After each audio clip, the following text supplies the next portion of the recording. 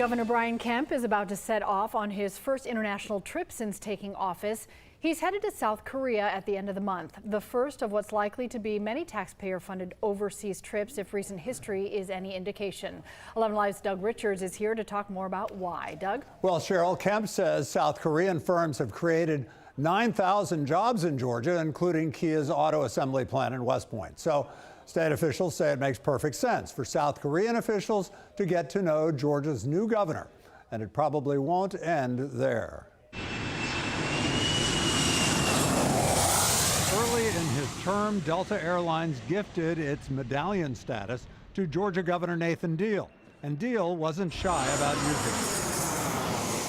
During his first 3 years in office, Governor Deal visited at least 11 different countries on official business.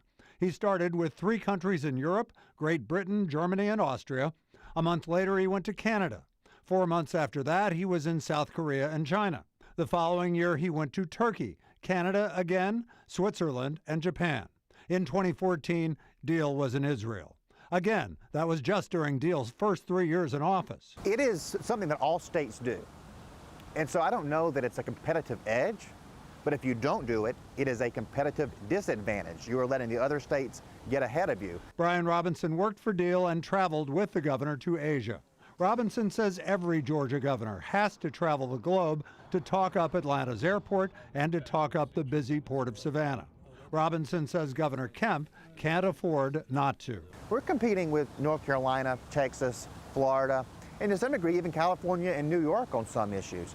So that's a big stakes game, and we've got to have a big presence on the world stage. I think the public should view it with skepticism. William Perry of Georgia Watchdog says the benefits of gubernatorial world travel are too vague and too rarely documented. There ought to be some kind of follow-up report or some kind of official documentation from the government body saying this is how this trip benefited us. Governor Deal almost always traveled with an entourage of state and business leaders, as well as his wife, Sandra. Robinson says overseas officials want to see the spouses of American leaders as they take the measure of Georgia and other states. Jeff. All right, Doug, thank you.